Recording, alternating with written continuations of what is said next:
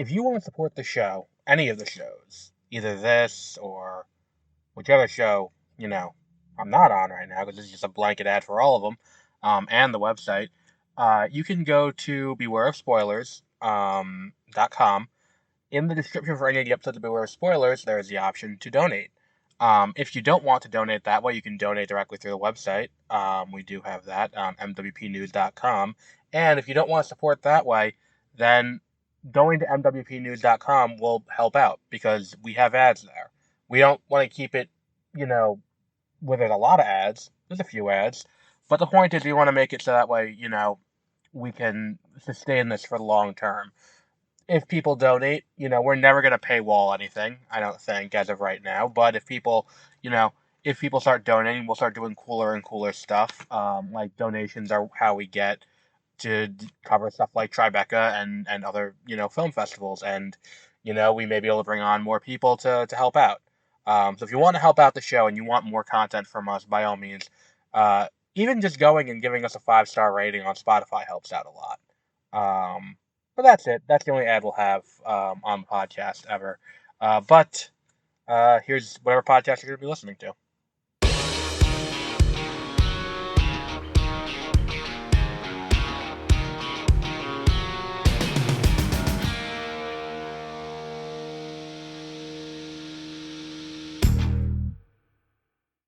Good morning and welcome to 30-Minute Reviews. I am Adam, and happy Monday.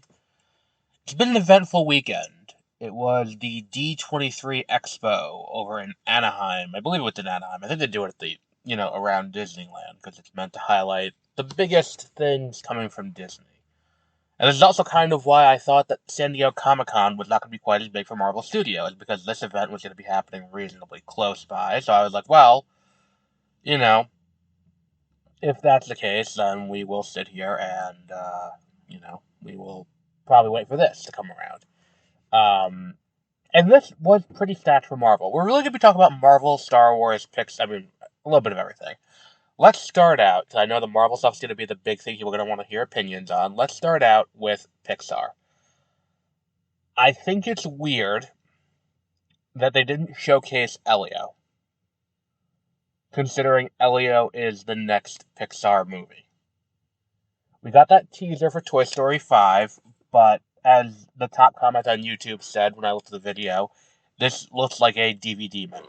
And it's because every single Toy Story teaser kind of looks the same. It's just revealing the number, which, if you can count, is not a big reveal. Considering the last one was 4, this one is 5, the next one will be 6, and until the day we die, we'll be continuing to see these incrementally going up one at a time, because that's how numbers work.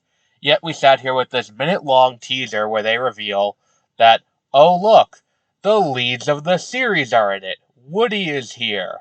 Buzz is here. Jessie is here. Like no part of this is anything that's shocking to anyone, and yet they spent time acting like this is some big reveal. We knew this was coming. And granted, we knew it was coming. Me and the listeners of the show knew, because we pay attention to the trades, we pay attention to investor calls, and we knew what Iger was talking about. Because Iger said this is something we're working on.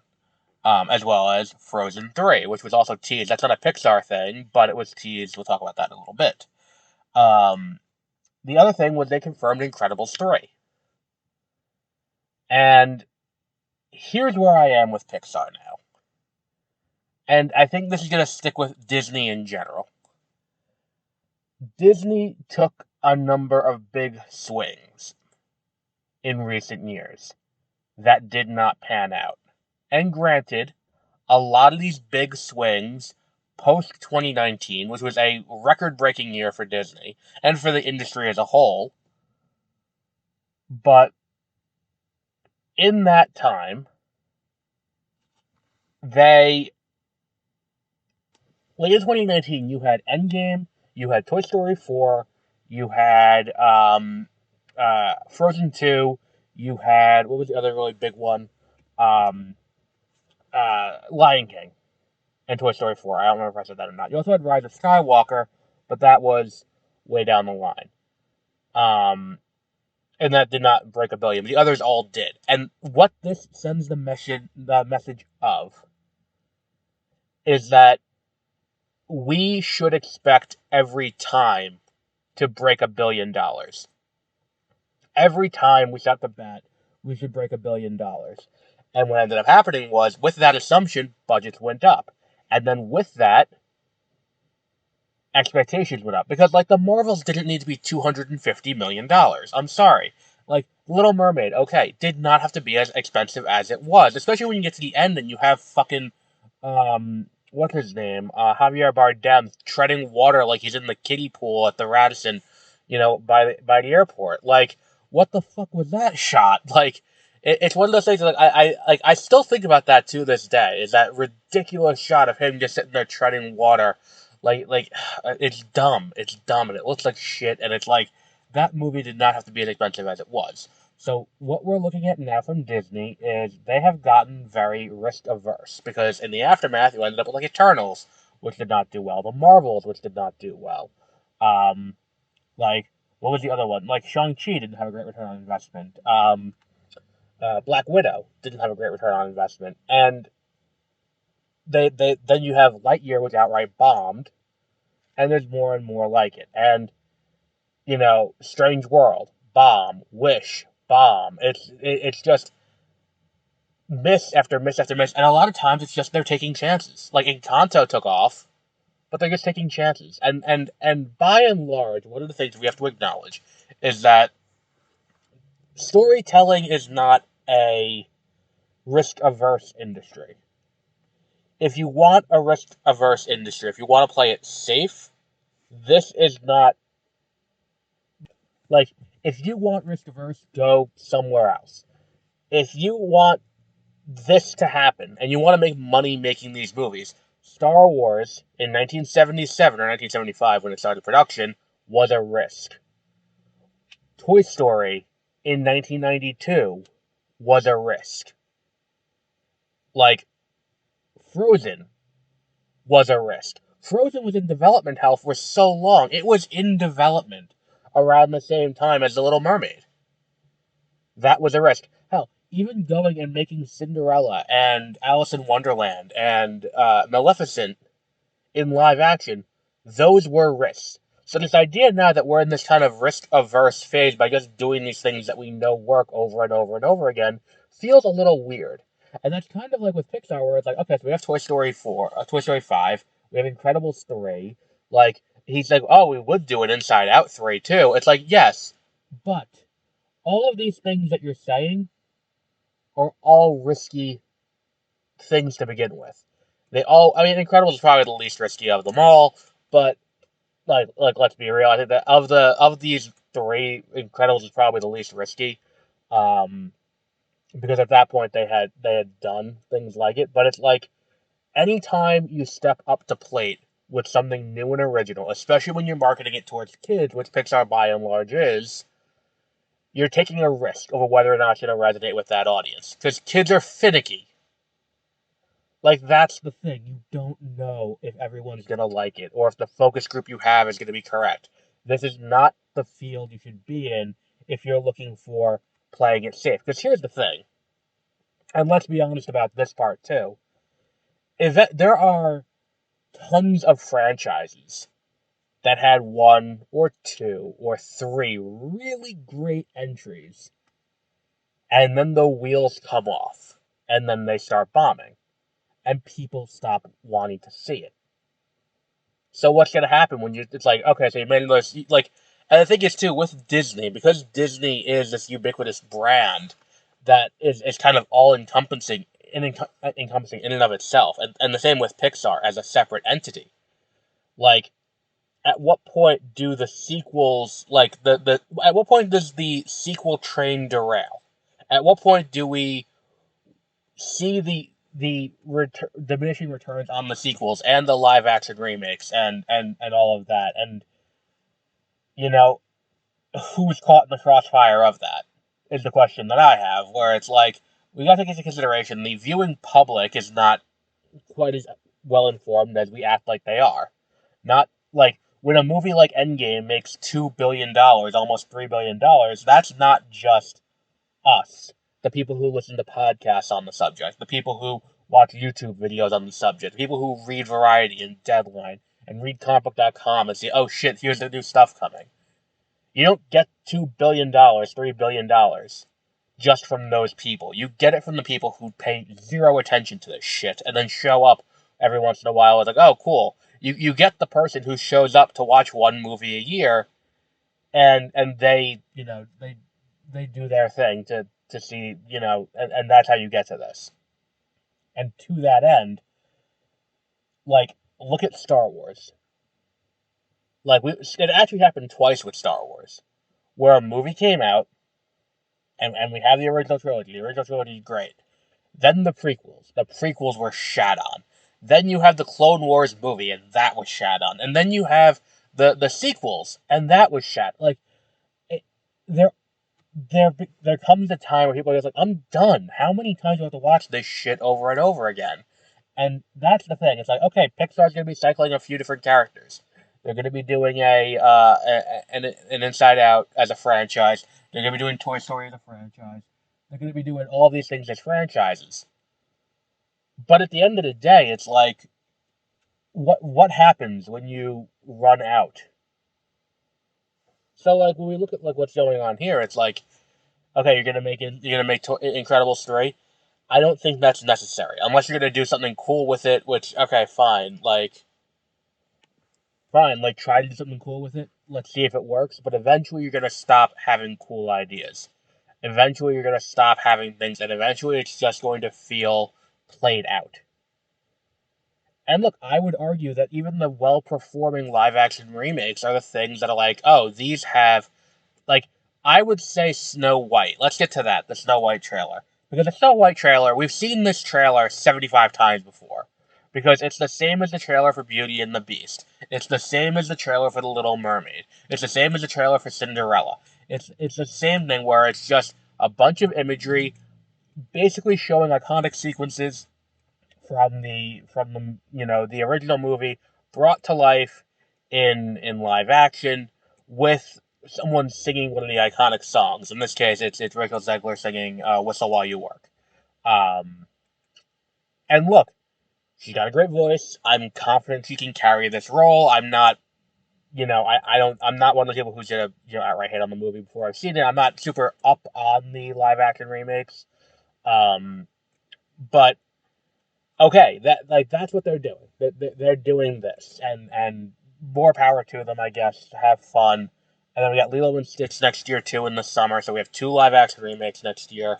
But I think one of the things that we have to address with this is, number one, the racist comments are absolutely ridiculous. I saw the top comment on YouTube when I watched the trailer for this was like, "Are we supposed to believe that Rachel Zegler is Gal Gadot is jealous of Rachel Zegler?" And I'm like, well, one of them can do accent work in the movie, and we don't have to rework the entire island of Themyscira to all have Israeli accents because she can't do anything else.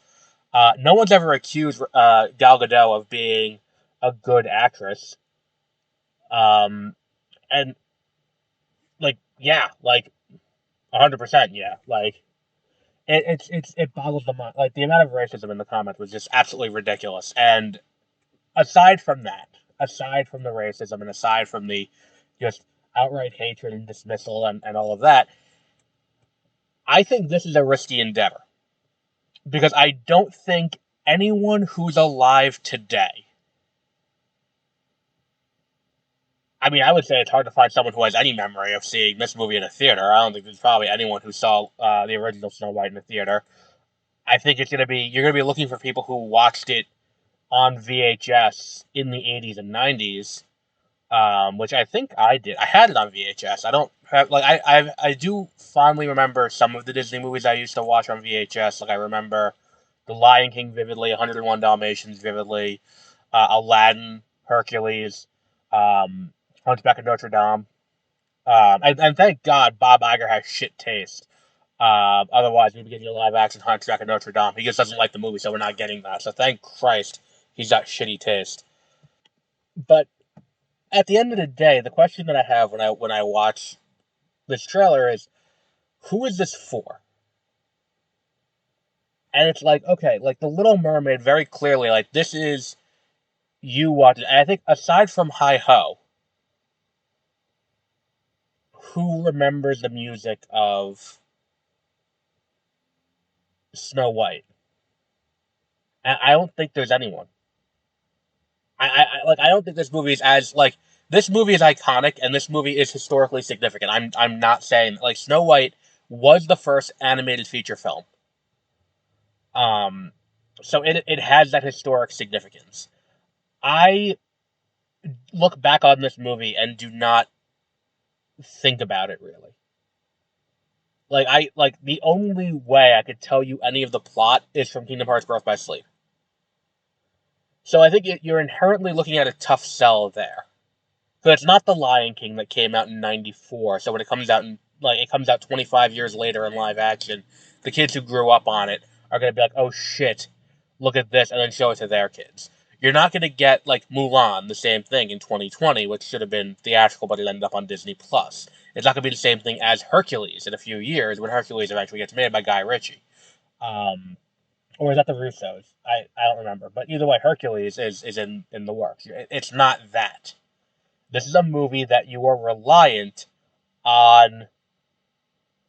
I would say by the time home video comes out, grandparents have showing their kids, grandparents going and watching with their kids. So like, and that's gonna be a positive memory for a lot of people. But I don't know if that's enough to carry a strong theatrical load. I think this should have been a movie that ends up on Disney Plus. In the same way that like when we look back, it's like the Disney Plus movies that have been, you know, live action remakes, Lady and the Tramp, Peter Pan, Pinocchio, these are the ones that are further back. The things that are way distant past of Disney. Because if we look at what has happened in live action, like what has happened in live action and came out in theaters, there's really only one big one that happened in the distant past. And that's Dumbo. When Tim Burton directed Dumbo. And that did not do well. So I'm saying that like I'm going to predict the culture war next March right now. I'm going to go out there and call my shot because I think that like this is what's going to happen. Snow White's going to come out in March of next year. I think it comes out the week of my birthday, so that's what I'll be doing that weekend. I'm going to be sitting in a mostly empty theater on the day it comes out. And I'm going to see that movie, and it's going to be enjoyable. A lot of the live-action remakes are enjoyable, but they lack a little something compared to the animated. And that's how it is with all of these. Like, Aladdin was enjoyable, but it lacked a little something from the animated. And that's just going to be what happens. That's just going to be what this is. It's going to have a terrible opening weekend. And it's not going to improve. Positive word of mouth is not going to help this movie. And there's going to be a constant flame war starting probably about this weekend, if not when the first real trailer drops, and then probably around football season when a second trailer drops during an ESPN game on Monday Night Football when they show that to kind of get families in. That's going to be the moment that the flame war is really going to ignite. And when that happens, and when this all kind of hits the fan the way that it seems like it will, that's going to be the, see, look, you made Snow White Latina, and that's why this movie bombed. When you analyze the trends of what works and what doesn't with the Disney live-action remakes, this should have been a Disney Plus one. And that's not an indictment of quality, that's not an indictment of what this looks like, or anything like that, because the trailer looks exactly the same as all the other ones. Like, I'm sorry, like, I watch this and I'm like, oh, this is just the Snow White trailer. Oh, this is just the Little Mermaid trailer, or the Lion King, or anything like that. It's just because we're gonna hit the usual cues, we're gonna do all that, and we're gonna see what happens. So that's what's gonna happen. And then we're gonna completely disregard all that later in the year when Lilo and Stitch comes out and has multiple leads who are not white men and does very well because that's in the nostalgia sweet spot. Because that movie came out in 2002. So next year it will be 23 years old. So anyone who watched it as a kid will now be showing it to their kids. And that's going to be the thing that's going to, like, it's going to be infuriating to watch in real time because I'm calling it right now. But that's what's going to happen next year. So just buckle yourselves up for that and get ready for it. So on to, let's talk about Star Wars. Because I only saw one Star Wars thing get talked about, and that's Skeleton Crew, which seems odd. Oh, wait, no. Let me rephrase, because there were panels that were not done, so I only saw things that had trailers. I did watch the Marvel panel, or the sum up of the Marvel panel. But, um, here's some of the stuff that we got from Lucasfilm. We're gonna just talk about this. This is via the Hollywood Reporter. Jon Favreau was on stage to talk about the Mandalorian and Grogu, which is the first Star Wars movie since 2019's The Rise of Skywalker. And I like that Favreau is directing it. I like Favreau as a director. He shows off some footage, including snowtroopers and AT-AT walkers. So that movie is currently going to be hitting its release date, probably. Andor was showed off, and I'm all here for Andor. It is going to be showing off new footage, showing that Ben Mendelsohn is back as Orson Krennic, and I love him in that role, and I've loved the way they've expanded him in the expanded universe. And Alan Tudyk is returning to play K2SO, so that's cool. Then comes the thing that I'm like, I do not need, what's it called? I do not need, oh wait, we do have more. Oh, there's a lot more. Oh dear lord. Oh god. Okay, so let's just go into this. Because there were some things I missed. Skeleton Crew. I watched the trailer for Skeleton Crew. And I watched the new trailer for Agatha, and we'll put these two things together because I feel like these two things go together. This fall, we have a very stacked lineup in terms of the various streaming services. We have Win or Lose, which is the new Pixar show that I'm very interested in. It looks kind of cool. It's a show about the Little League team and everyone, what's going on in their imaginations as they play this game. Very cool idea. Love the idea there. Then we have from Max. Let's just take a quick digression into what Max is doing. Creature Commandos in December, Dune Prophecy in November, and what was the other big one? There's another big one from them. Oh, The Penguin next month. The same, running concurrently with Agatha. And those all look great. The trailers for those all look fantastic, and I'm like, look, I'm gonna tune in. I think this could be the beginning of the coming off the wheels of the Dune train, and we'll talk about that at another time. We're not going to talk about that here, but there's a lot happening. And then Disney has two major releases on top of that. Like Agatha and Skeleton Crew. Skeleton Crew Star Wars, Agatha Marvel Studios. After these two trailers, I can honestly say I could not be less interested in these shows. There is nothing that they could have shown in this trailer to make me less interested in this show. It looks like a film school movie of someone doing Star Wars plus Amblin. And I get that that's what the show is meant to be, it's Star Wars plus Amblin, but it looks so cheap. It looks like they shot in a suburb, which, like, okay, fine, but, like, it doesn't look dressed. It looks like, we talked a little bit about with the Acolyte in On Beware of Spoilers. There were some anachronistic dialogue bits that kind of, like, was like, oh, that's a little weird. Why would you phrase it like that? Like, the most notable that I can think off the top of my head was in the beginning of the show when Osha is talking to Yord and Jackie on the ship that they find her on the very beginning. And he's like, so what, you go out and you fix ships down? She goes, well, yeah, the Force wasn't really a transferable skill that I had used in this job market. And I'm like, that just feels so, like, real life. And then it's like, this feels kind of the same way. It looks the same kind of cheap that, like, Book of Boba Fett did, especially with that slow speed chase where they're with the mod team chasing the major domo through the streets of Mos Espa. Like, that's what this looks like in its entirety. And I'm like, look, more power to you. Cool. Where the fuck was this Jedi the entire time? Because this is taking place concurrently with the Mandalorian. A lot of things here that I'm just like, okay, cool, have fun, I guess. Like, I don't know you know, what you want to do here. It's a little weird. Um, and I think that was a big turn for me.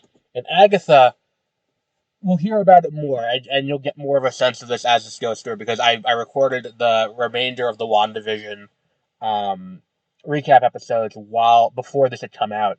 So I don't talk specifically about the trailer, but you can kind of understand as we go through why I'm not interested in that show as much. And it's because that show feels like a relic of a bygone era of the MCU in a way that's like, oh, well, why does this show need to exist? And I don't think there's a functional answer to that question, to the point that I'm like, okay, well, it's here. Is this just a roundabout way of resurrecting Wanda? It doesn't seem like it anymore after watching this trailer. It seems like this is more of a let's get Agatha her powers back, which, like, okay, sure, but what does that do for us? And I know we're in this new weird pseudo canon time with Marvel Television where it's like it's as canon as you want it to be, kind of like what Daredevil and the Defenders verse was and Agents of Shield was to the MCU during like phases 2 and 3. But it it's a weird thing that I'm gonna have to do now and like not turn off my brain, but kind of like, oh, this doesn't have to dovetail into the MCU at large for it to still work. It just again looks kind of cheap and looks kind of like I watched that trailer and I'm like, this feels like Hocus Pocus 2, and that's not a good thing. So let's go over some of the things we missed before we get into the rest of Marvel Studios, because there were some things I missed. Hang on, where is it? Freaky Earth Friday is going to be the title of the Freaky Friday. Um, the Freaky Friday 2 with Jamie Lee Curtis and Lindsay Lohan. Cool, I guess. David Blaine has a new National Geographic show. I might watch that because I do appreciate a good National Geographic documentary. Zootopia 2, Ke Huy Quan is playing a new character, probably the bad guy. Frozen 3 is going to be in 2027. Incredibles 3. Um, Hoppers, which seems like they're trying to do the Shaggy Dog again. It is John Hamm and Bobby Moynihan in a body swap movie about a beaver and a human who exchange bodies. It just sounds like what's it called? A thing. Um, and then Inside Out's a TV show. We do know that Avatar 3 will be called Fire and Ash because, as we already knew, Avatar will be going to the Fire Nation in the third one because we haven't seen that before. Monster Jam is a new thing from Dwayne The Rock Johnson I could not be less interested in, and a new trailer from Moana 2. So it's they sang one of the songs. It's like, all right, cool. I let's see how it goes. Um, so yeah, that's all we got from Hollywood Reporter about that. There is some other stuff from animation, but let's talk about Marvel Studios. Then we'll do animation. Then we'll do briefly on the parks. This isn't really a parks podcast, but I do want to address some of the parks stuff. Um, Marvel Studios showed off Daredevil, Born Again. They had John Bernthal there, so they confirmed the Punisher was going to be in it. We had reports that the Punisher was going to be in it, but we know he's going to be in it now. I'm very interested in the show. I loved Daredevil in its original run. It is probably my favorite Marvel thing, so more of that is great. And with the confirmation that they're doing the Mayor Fisk storyline, I love that comic. It was like, what, 5-6 years ago they did that? Fantastic run. I hope this leads into Devil's Reign. That would be really cool for a crossover event. Ironheart is also still coming. That was a big thing for me, was for them to have Ironheart there. Coogler's a producer. I did not know that. I'm very interested in that because I do love Ryan Coogler. And then the other thing was they had everyone there. I didn't know Alden Ehrenreich was in it.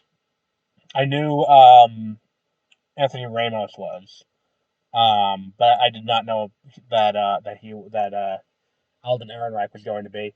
I'm very interested in this show, and it's the only show that they showed off that wasn't one we knew was imminently coming. So no Wonder Man and no what was the other one? It was Wonder Man and there's another big one. Oh, Vision Quest were the other two, uh, which they didn't talk about either. So that's interesting to me. What else have we got? But like this being here does confirm that show is still coming, though it's going to be late next year. I would not be surprised if it's in the She-Hulk spot, the late August 2025 slot. Um, which feels weird considering how long this has been in development and in production. But whatever. Because the thing is, they brought footage of Daredevil. They brought footage of what was it of other things that were being worked on. But they don't. They brought nothing from Ironheart besides the cast, which feels weird to me. Why would you not bring footage? When you bring footage for Daredevil, you bring footage for um, everything else. It's just kind of a little weird. But regardless, so I think we're looking at late next year for that. We have Daredevil, they showed another trailer for Agatha, and then let's talk about Marvel Animation, because I think nothing else is really given on any of the other stuff. Marvel Animation, we get the confirmation that, um, you know, they gave no dates, which was a little weird. And here's the thing about Disney Plus. You don't have to give us dates. You give us a window for, what's it called? You give us a nice window for the release of, um, at the animation panel, they showcased some stuff from What If season 3, which is gonna be the last season. I think mercifully, I've not been the biggest fan of What If, so I don't need that show to continue on any longer. We do know that Simu Liu is coming back for that. We know that Oscar Isaac is also coming back. So let's just see what that does. That will be a thing that we can watch. So cool. There is Friendly Neighborhood Spider-Man, which I think the canonicity of is a little bit nebulous, um, because it apparently Strange features in. This must be like the freshman year. I think what this is this show originated as like Spider-Man Year One for the MCU Spider-Man, but then evolved, and it's like we don't want to be bound to the canon of the MCU, so it's something wildly different. And I think that that's kind of what this is, because like MCU, Norman Osborn is in it, and it's like, oh well, it feels like something that you should have, introduced before this point. If you're gonna have what's his name there, um, if you're gonna have fuck, what was the guy's name? If you're gonna introduce Norman Osborn, you would think you would have referenced him at some point. I mean, and Strange meets Spider-Man in this show, so that's cool. Nico Minaro is gonna be there, so that's cool. Let's see what happens with that. I'm interested in this. But again, who knows how canon it is? They showed off zombies a little bit, which fine. All right, zombies is happening, cool. All right, whatever. And then this is the most interesting show: is the Eyes of Wakanda, which is this kind of mini series that's going to be showing the intersecting ages of Wakanda and how various what's it called? How the various entities and other fictional cities intersect with Wakanda. So like they talked about what's it called? Not Kamar, yeah, Kamartaj. No, Kunlun. Kamartaj is from Doctor Strange. Kunlun. So there will be an Iron Fist in this show, but it probably won't be Danny Rand. And I think this is a cool idea, especially considering it seems like they're giving a bunch of Afrofuturist artists the opportunity to build out the show, kind of like Star Wars Visions. I'm very interested in this one. But let's talk about the parks. Um, we're finally getting a Villains Land at Disney World, so that's kind of cool. We've been hearing things about that for a very long time, but I think there's definitely marketability in the Disney villains. And that's like Villainous is a huge board game. You get Disney's villain stuff everywhere you go. You go to Walmart, you can't miss it. It's everywhere. So building a park about that is genius. I'm surprised it took them this long. But that's happening. And the Descendants movies are a huge hit, like for Disney. There's no there's no timetable. Although Polygon does point out that it's not the first. It's not the only one. Uh, what's it called? It's not the only one. the only park that's going to be having a giant villain-themed area, because they're also going to be doing it at Universal. With the Dark Universe, they're going to have a Universal Monsters-themed area. So this feels like they're playing catch-up in a weird way. But yeah, so that's one thing that's coming. They're adding in, we know what's going in Dino Land USA in the Animal Kingdom now. That's going to be, what's it called? We do know that's going to be, fuck. What was it? Like, that's what it is. They're putting in Indiana Jones and, and Encanto, both things famously involving animals, into, Animal Kingdom. So, cool, I guess. But yeah, I think we'll wrap up there for today. I think we covered a good amount of what happened. We didn't talk about the Mufasa trailer, but I don't think there's really too much more to talk about there. It's a prequel. Barry Jenkins is gonna kick it out, is gonna hit it out of the park, I hope, and we'll see from there. I have faith in him as a director. Um, and they did show off Elio. I did confirm that at one point while I paused it to look up some of the news. They did show off Elio, but they did not release a new trailer publicly, which feels weird. I stand by that. That feels weird to me. But we'll wrap up there for today. And until our next episode, have a great rest of your week.